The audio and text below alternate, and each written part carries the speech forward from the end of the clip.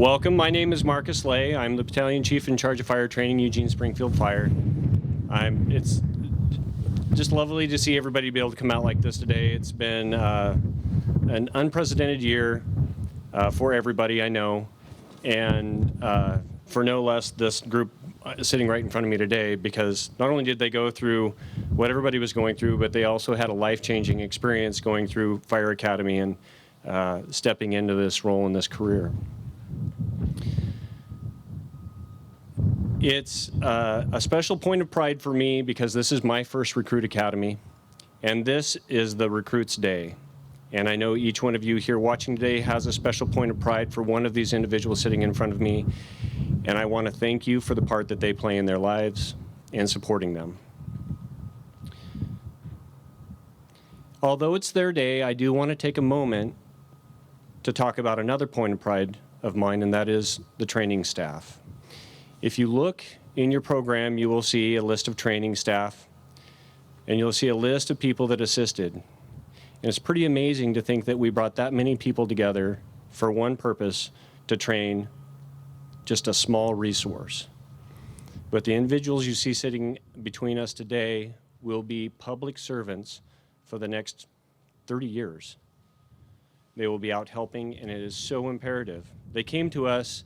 You prepared them well. I know all of you had something to do with what kind of individual they were when they came to us. We vetted them well, and they have made you proud. Setting off to your right is our administrative staff, chief staff, and my training staff. And I'd like my training staff to stand up. Not all of them are going to get a chance to talk to you today, but I would like them to stand up right now and be recognized.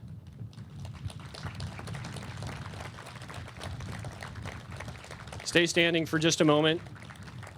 From front, from my left to right, we have Captain Ed Meyer, Captain Jason Lockett, Fire Instructor Tyler Manley, EMS Training Coordinator Officer Josh Moore, Fire Instructor Jonathan Hayes, and at the very end there, Fire Instructor Greg Degelman.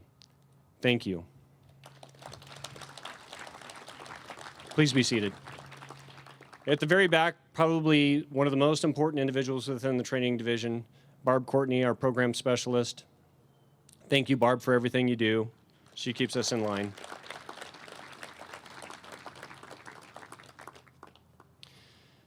So I just want real quick to say to the group here, there's a special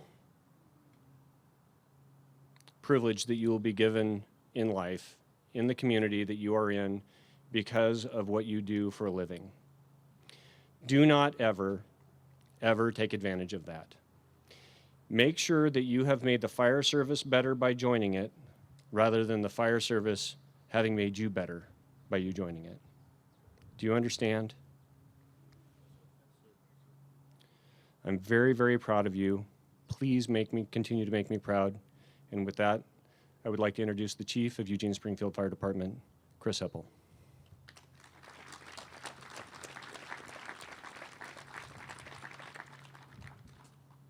Wow, good afternoon, everybody. This is a pretty exciting time on an absolutely gorgeous day. I'm going to start off myself with a couple of thank yous before I've got a few words of wisdom for the 12 that are graduating today.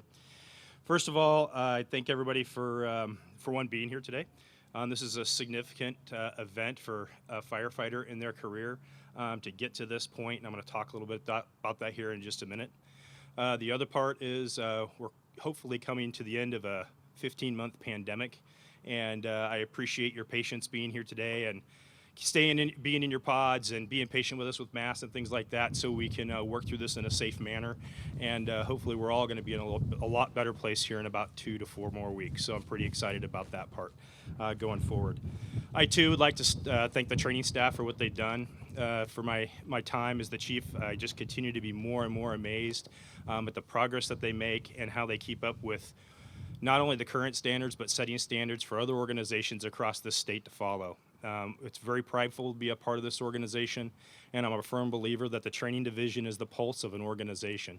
Why is that? Because Training is literally the cradle to grave portion of our organization. They're the ones who do the recruitment process and all the vetting, bring them on to the department through the academy, and then their education never stops until their last day here at the department. So training is just amazing when it comes to that.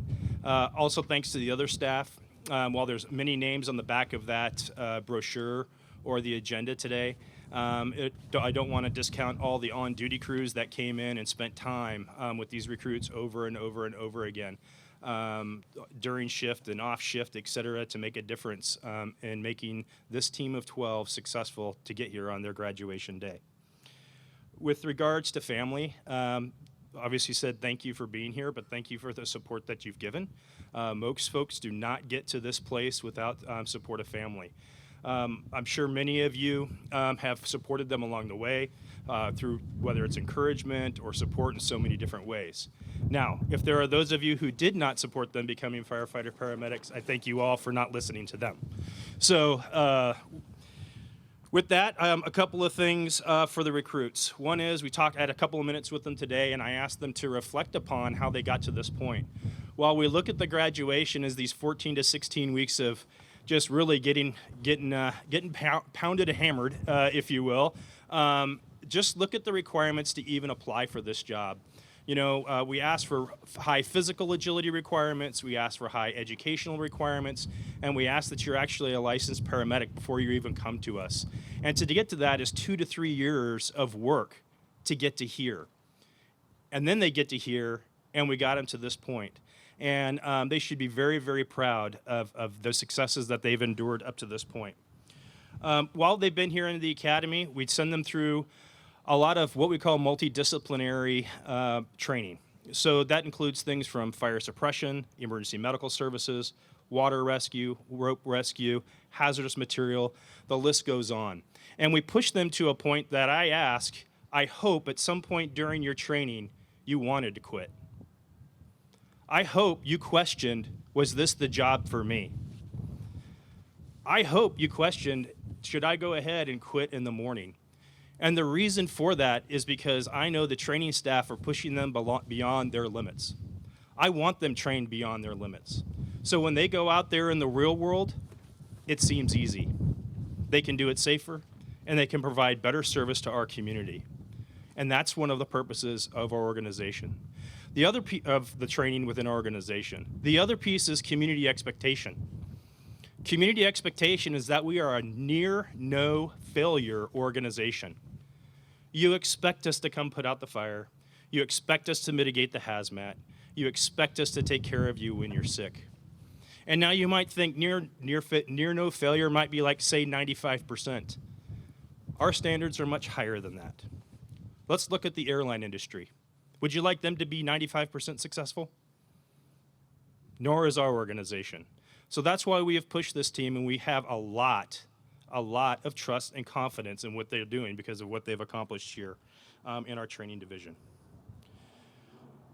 A couple other words from some past chiefs that I've certainly embodied as I've gone through my fire service career. One is Chief Bill Bass, who was actually the chief that put in place this amazing facility of 15 acres and allowing us to train in an environment that is not only safe, but also is reminiscent and reflective of what we're going to deal with out there in the environment. And he always asked 3 things of his line staff when he went out. It's very simple. One was to respond to calls. That first part of responding to calls, doing it safely, following the chain of command, following organizational policy, and taking care of the community as well as your partner. The second, prepare to respond to calls. And while that seems very simple, it's an ever-evolving task for us to maintain our training, maintain our apparatus, even do simple things as accountability, as well as truck checks, but most of all, again, taking care of our community. And that leads to the last thing Bill would say, and that was always improve the public trust. We are riding, all of us in the fire service today, are riding on the legacy of those who came before us. It is incumbent upon us to continue to maintain that legacy of trust and confidence in our community so they know when they call for us, we're going to be there for them. The second was Chief Groves, who happens to be Counselor Groves today. and he taught me it's not about what you do. Thanks, sir. Man, I thought I was getting the hook. Marcus said, keep it short. I struggle with this part. Should take a hint. So anyway, Chief Groves always told me, it's not about what you do. It's about the trust and confidence and relationships you're building, which lead to your successful career, which will help take care of the community. Chief Zaludik always emphasized physical as well as mental health. Over 50% of our firefighters annually in our line of duty deaths are secondary to cardiac events. So physical health is a continuous important part of what we do. We've already mentioned that these folks are the first day of a potentially 30-year career. So you could imagine 30 years of constant trauma with dealing with challenges out in the streets, in people's homes, at a state level, and even a national level. Who would have ever thought 15 months ago we would be challenged with a pandemic? In our own area, who would have thought we would have ever been challenged with a wildfire that ran 20 miles in 15 hours? Those are things we haven't trained you for, right? We haven't trained you for that. But what we've trained you for is in skill sets, trust and confidence, and know you're going to make the right decisions when you get out there. Some of you may have a vision in your career of, I just want to be a captain, or if I could just get to battalion chief, or maybe I could never be the chief of a large department. And you know what? I thought that too. But don't limit yourself. Opportunity is the intersection of preparedness and timing. And while you can't control time, you can control the preparedness. Always be preparing yourself for the next step so you don't lose out on that opportunity. And that doesn't apply to your career, but just also in life in general. Be proud of what you've accomplished and embrace the adventure in which you're about to embark on. Continue to master your craft, take care of our communities, and I wish you well on a remarkable career. Congratulations.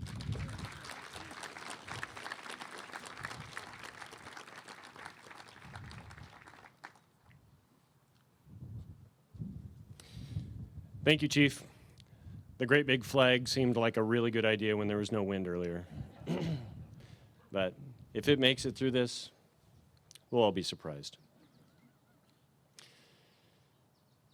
Well, I think it's important that everybody here that supported them through the 16 weeks understand what they've gone through. And they can come home kind of beaten down or call you on the phone and talk about how tired they are or how much they're studying or something like that. But it's important that each one of my training staff are able to share with you maybe as an objective observer now of what they went through so you can have a better idea. Captain Meyer is going to come up and talk a little bit about what they went through for the last 16 weeks.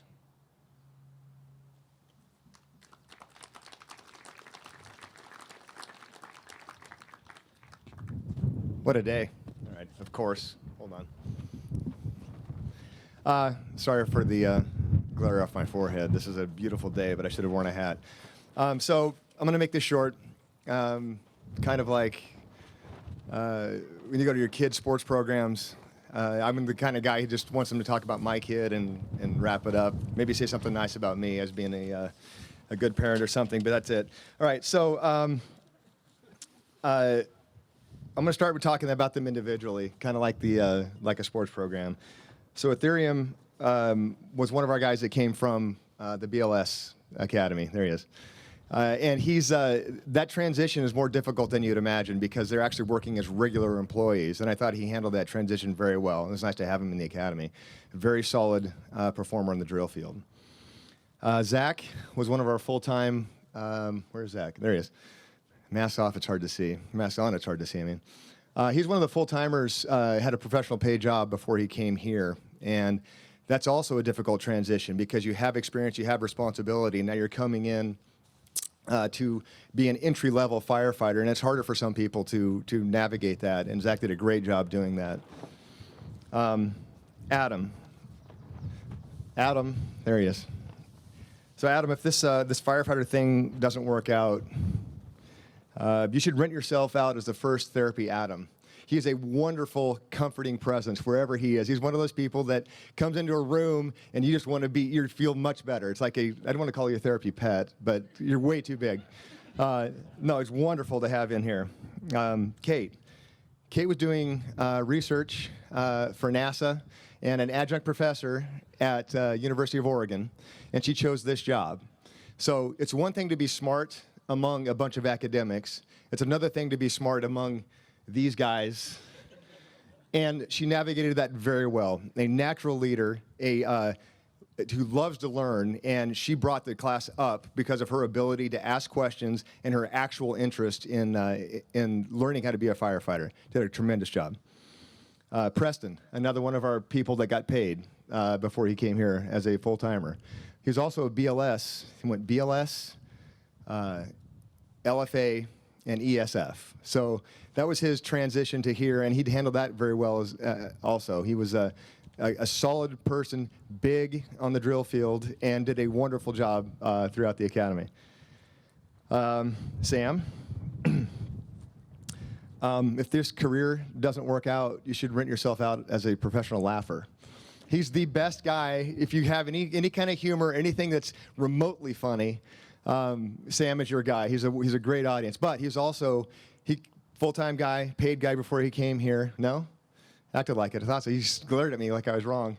But he was a immediate natural leader, and we had a day where we let them play house over here, where we turned them loose, gave them some assignments, and a few of the guys that were a little bit more experienced were directing the recruits. And I think you all agreed that was one of the most fun days. And Sam was responsible for some of that, and there's a few of you that we trusted to be able to take that role, and we're going to do it at the next academy if we can have anyone that can handle it like you guys handle it. So awesome. Dalton, another positive influence. Golly, where is everyone? There he is, Dalton. There he is. Yeah, thank you. Just quiet but assertive. Sorry, I'll back off. Is that way too loud? Sorry. He's quiet but assertive, and he was just an energetic presence the entire academy. He's very solid out here in the drill field. I'm going to say that about everyone because everyone here is very solid on the drill field and in classroom. Max, quiet and very effective, a little shy. I'd like you to be a little bit more like your older brother. Is he older? He acts younger.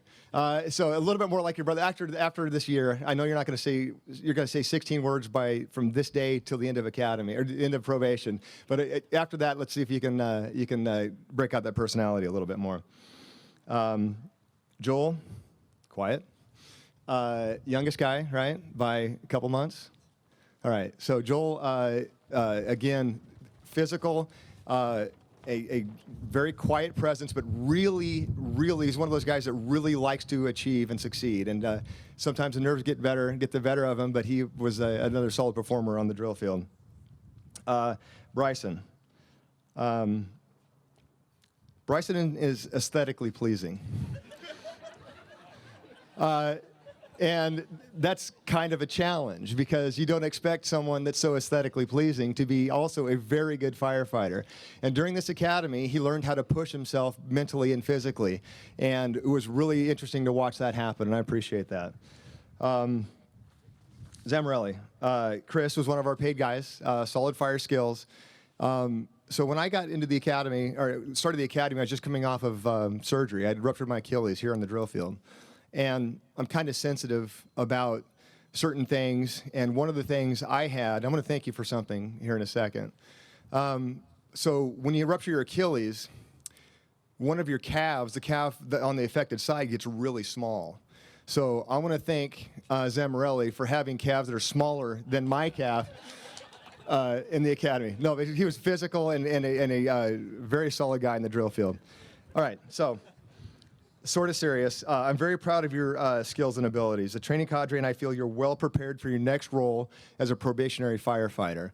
Lastly, one of the things that we established, Captain Locke and I established, was that we were going to have a very physical academy. And it was grueling at times, including my 51st birthday workout on a surprise workout on, was it Wednesday? Thursday? All right. So one of the things we like to bring back is the fitness award. And so I'm going to talk about the fitness award now. We were really impressed with how physical everyone was. They have a test, it's called the FEAT test, where you're supposed to do it in 30 minutes. And there was no one here that didn't pass it in week 3. After week 3, everyone was passing it by 5 and 6 minutes, which is remarkable. So, who do you guys think it is? It's Dalton. All right. So I don't have a certificate, but you can stand up and wave. There it is. All right, so that's it. Look, I'm very proud of you guys. I'm looking forward to, we're hoping we get to work with you. If we could have a crew of, what would it be, me, I don't know, 16 on an engine, Manly and all, and lock it. So, all right. So, good luck.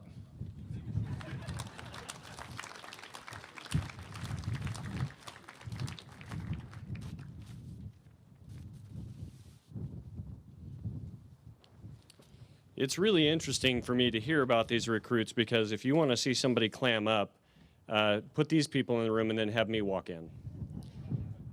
So I'm really interested to see when they come off probation and I start to see their real personalities. I expect I'm not going to see it for several months, but it's really neat to see people kind of start to become comfortable in their own skin and feel comfortable where they're at and earn their place in the organization and start to see their personalities really, start to show.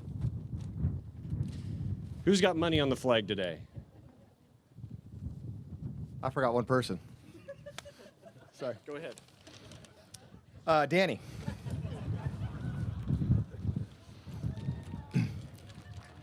Thank you. Sorry. Man, oh man, that was close. It's my favorite one, too. Some people won't get it, but all right. So, Danny, if this firefighter thing doesn't work out, you could go to work as a sun lamp. He is another, like Adam, bright and shiny. He exudes more positivity than a youth group counselor on the first day of summer camp. So, loved having him around, and he was a tremendous asset to the academy. All right, there you go. And just so everybody knows, we really do plan on this fire thing working out. So that's our intent. And that's what I told them on day one, is that we are really here and committed to them. I watched each one of these individuals for months before they came to us and had correspondence with them and interviewed them. And so by the time they got there on day one, I was already committed to having them be successful. And again, I'm just really proud of them.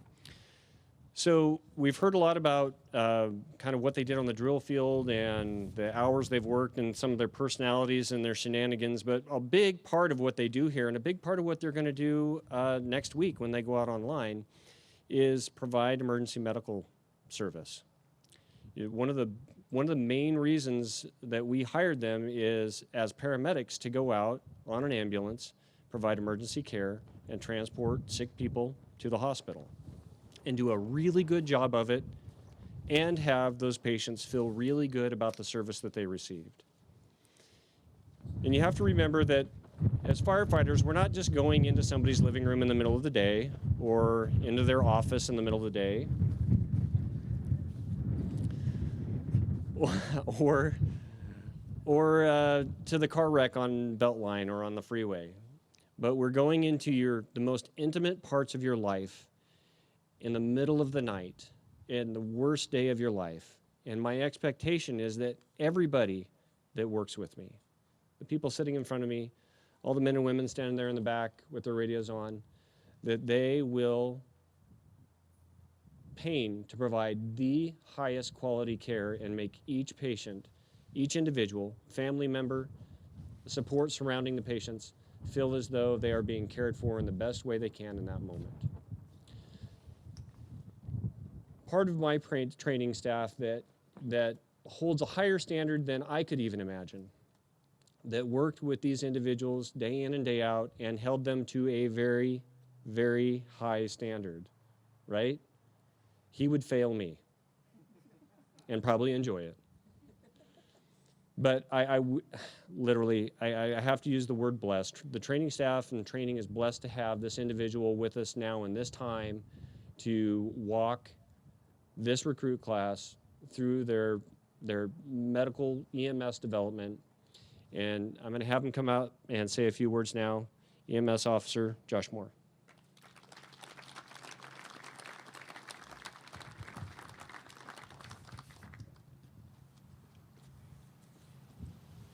right, so I did time my little speech. It's only 4 minutes, so just give me a little more bit of your time.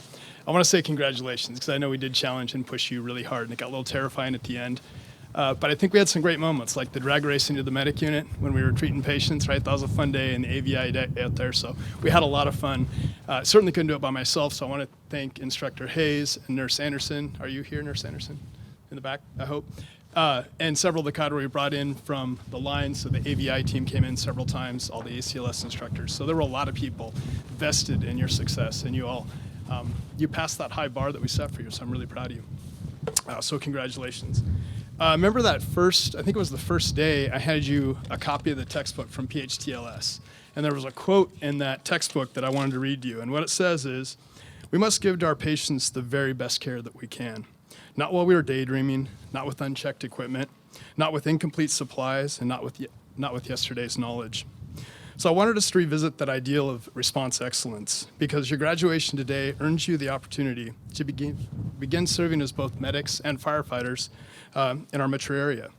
You've endured a dynamic academy that challenged you both physically and mentally, and I have enjoyed watching your class support each other and continue to strive to the high standards that your training cadre set for you. I endeavored to teach you what 25 years of patient care has taught me. And truly my hope for you is that you all become better medics than I ever was.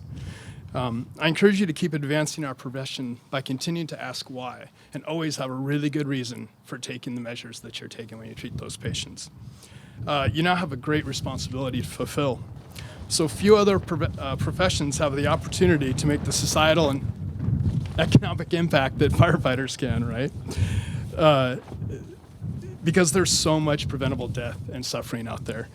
Your skills can and save lives. We often discussed how sudden cardiac arrest is the #1 killer of adults in America, and how trauma is the #1 killer of everybody in the world from age 1 to 44. You guys are in that last line in that defense against death. So the practice of medicine is constantly changing and improving. We've taught you the best in current theory for emergency medicine. However, do not rest on this current level of expertise. I want you to continue to study, read research journals, attend extra classes in patient care, participate in station training to keep your skill set sharp.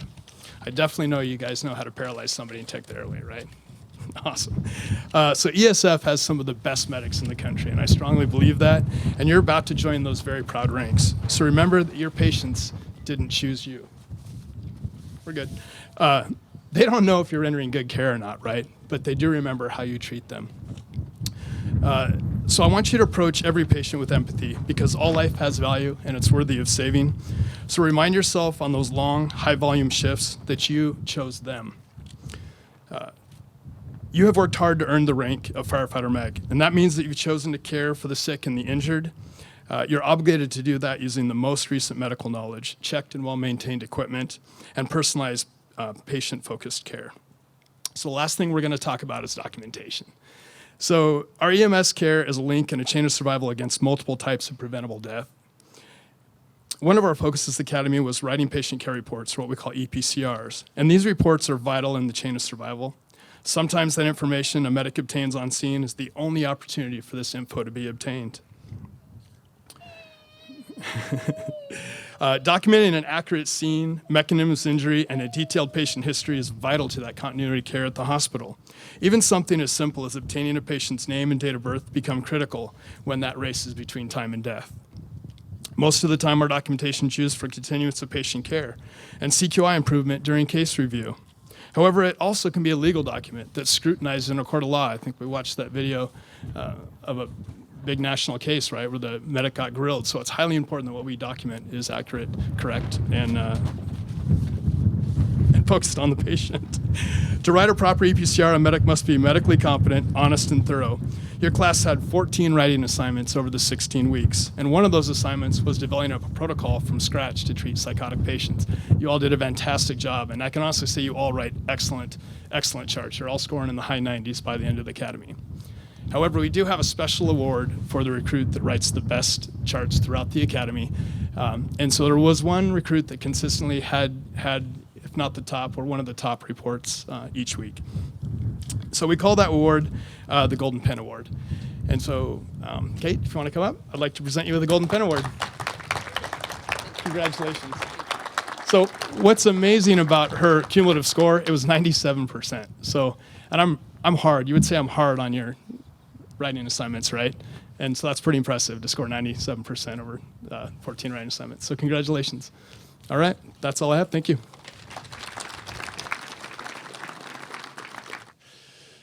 Okay, so now we're getting to, for some people, the fun part, definitely the recruits. The next thing that we do, or that we're going to put the recruits through, is the oath of office. And this is just an outward commitment or an outward show of the commitment that they're making to this organization, to their fellow employees, and to the community they serve. As we think about this, and you're wondering, how this impacts you, these people in front of me that are your loved ones, they're going to change. They're going to continue to change. This job is going to change them. In a lot of ways, it's going to be for the best. But they're going to experience things that they cannot unexperience. They're going to have emotions that this service is going to put them through. And they are going to continue to need you. I want you to keep a close eye on them. I want you to check in with them. I want you, when you haven't heard from them, I want you to call them and ask them how they're doing. Ask them about work, and if they say, nothing much is going on, ask them again and make them talk about it. Because this will be a very rewarding and very difficult career for years to come. Here today to present the oath of office to Recruit Class 27 is Operations Chief Ray Brown. Chief.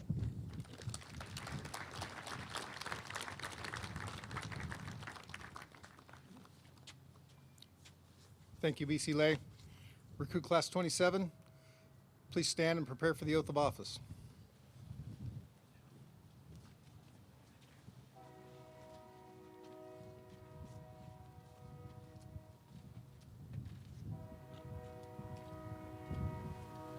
Raise your right hand and repeat after me. I state your name. I, Daniel Phillips, Do solemnly swear do solemnly swear I will faithfully perform the duties of firefighter. I will faithfully perform the duties of firefighter. I will strive for the preservation of life, property, and the environment. I will strive for the preservation of life, property, and environment. I will act for the good of the community. I will act for the good of the community. I will uphold the rules, regulations of this department. I will uphold the rules and regulations of this department. And I will well and faithfully discharge the duties of my position.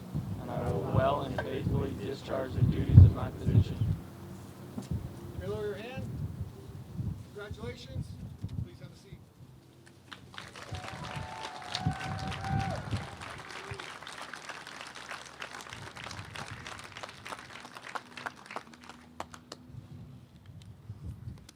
Thank you, Chief. And just so the recruits know, that is the gentleman that will be holding you to the oath of office for the foreseeable future. So you said it right in front of him. So one real ceremonial thing and something you always recognize when you think of firefighters or police officers or public servants is the badge or the shield. And what does it mean? And frankly, we don't wear it very often here anymore because we're so busy working, sometimes it gets in the way. But when something really special comes along like this, we all put it on, and we put it on in respect and remembering the oath that we all took to show that I did the same thing that each of you did. 24 short years ago, I was sitting right there. And getting my badge pin on me by my wife now, we were engaged at the time, was just a real moment of pride for both of us. So, without further ado, let's get to the badging. Each one of the recruits has somebody here that's going to place their badge on them for them. You're also welcome to have another individual from your group come up and take a photo while they're up here, okay? Captain?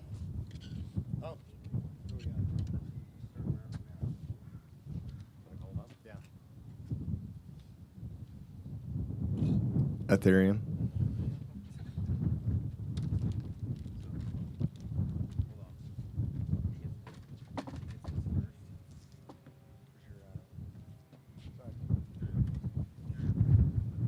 I don't know everyone's names. I do know these people's names. So when I say that name, if you've been assigned, that's that's how we're gonna do it. All right, here you go.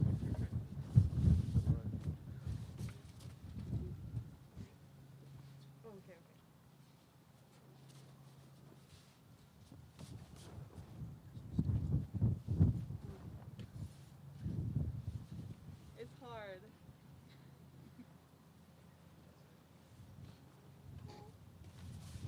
Okay, here we go.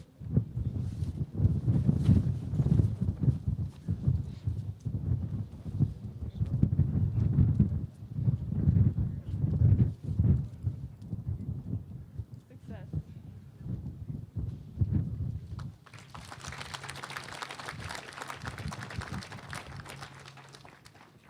Thank you. Thank you, sir. Said no hugs.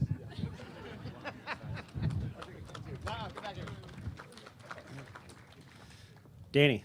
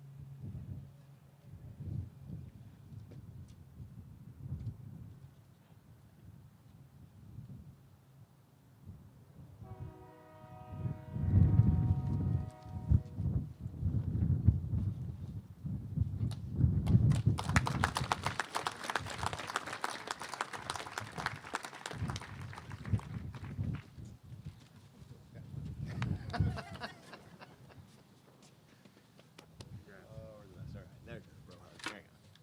Thanks, congratulations. Kate.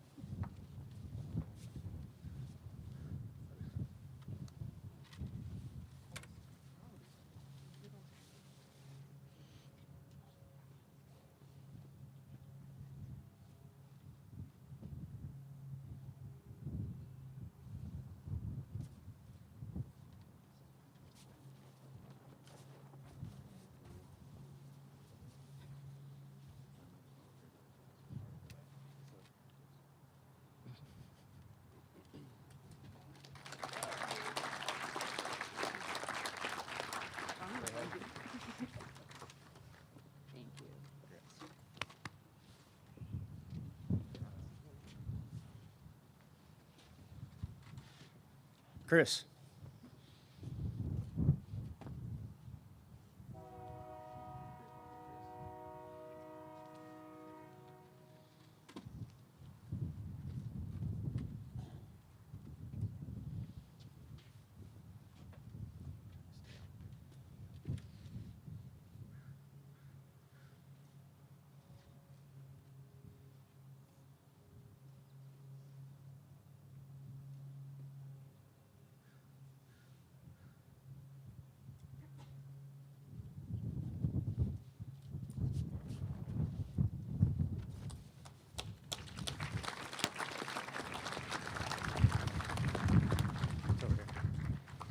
We're all getting it. I guess.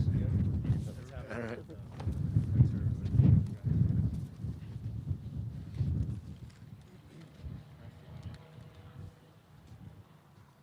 Preston.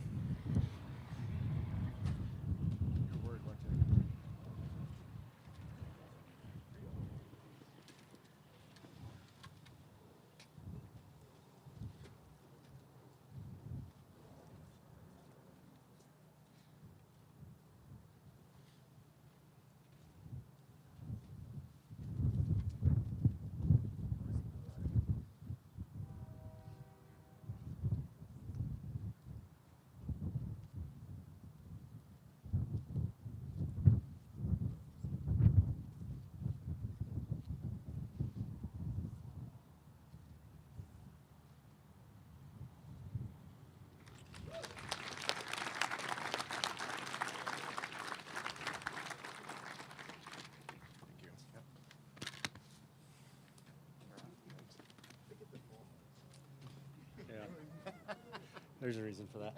Max.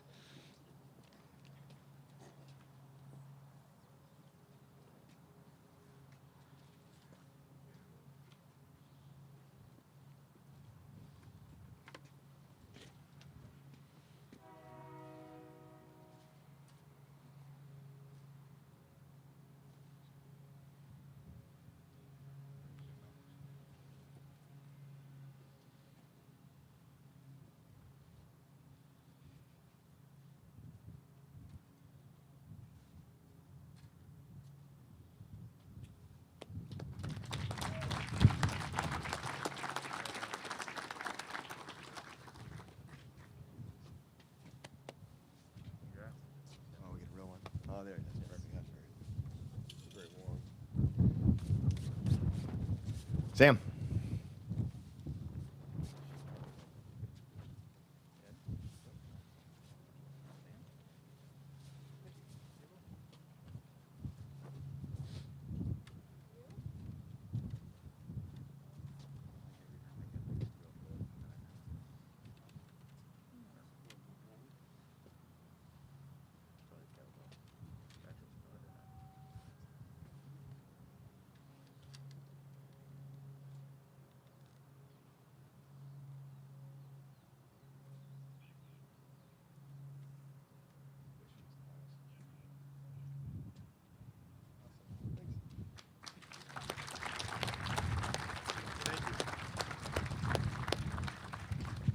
Thank you.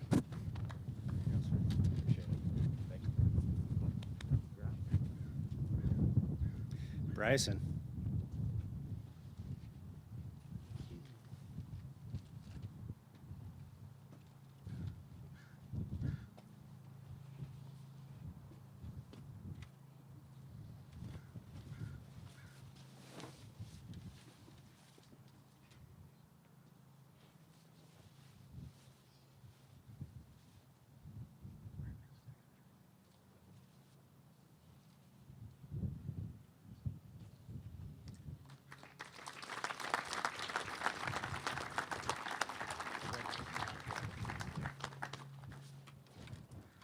Congratulations.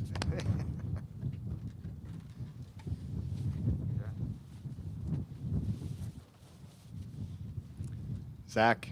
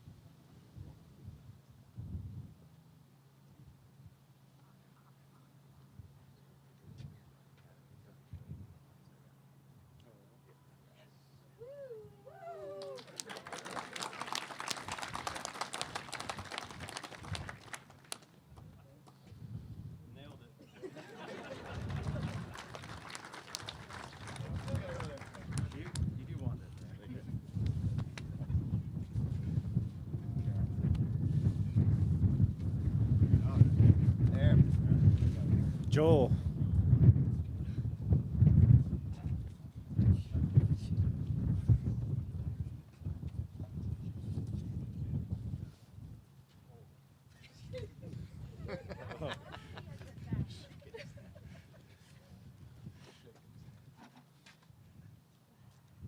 emotion, Joel. It's okay. He tries to hide it.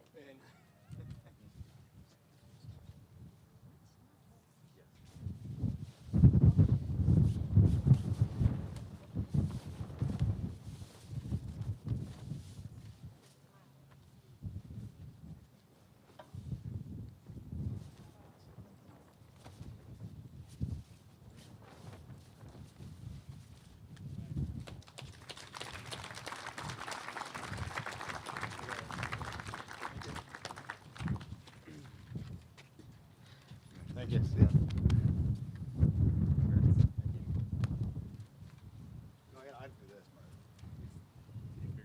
Adam. Yeah, the last one. I get it wrong on the last one.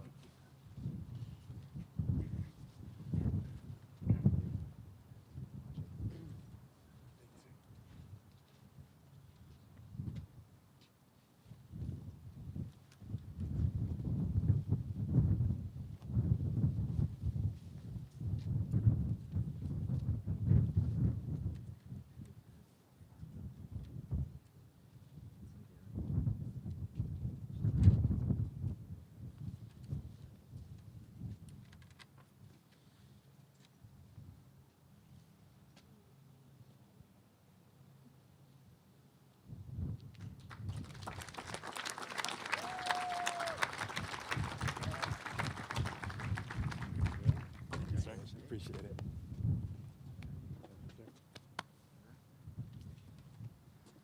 Dalton.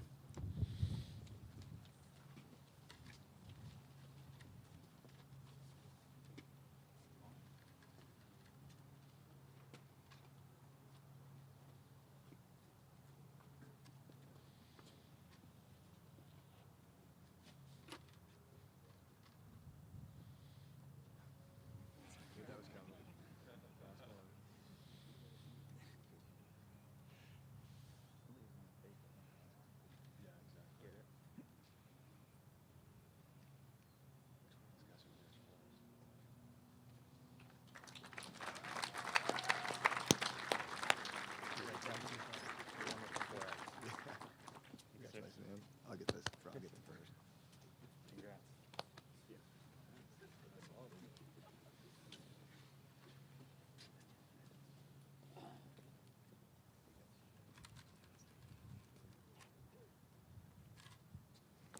So Captain Lockett was our resident expert on our feet test, which is our fairly grueling weekly physical agilities test.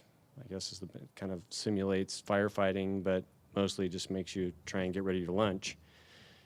Just have to say that Dalton crushed him pretty much all academy. So good job, Dalton. You're welcome, Captain Lockett. I didn't bring up the helmets, but you saw each one of the recruits received a helmet. Now, we didn't make them train for the last 16 weeks without a helmet. Their helmet and recruit class was black, so they could be told apart anytime on the drill field. We knew where the recruit was, and today they received their shiny yellow ones that lets them blend in a little bit more. With that, Chief Heppel, Chief Brown, I present to you Class 27 ready for assignment. Thank you all for coming today. Class, recruits, you're now probationers. In about 15 minutes, I want you out at the fountain for photos. Thank you all for coming today.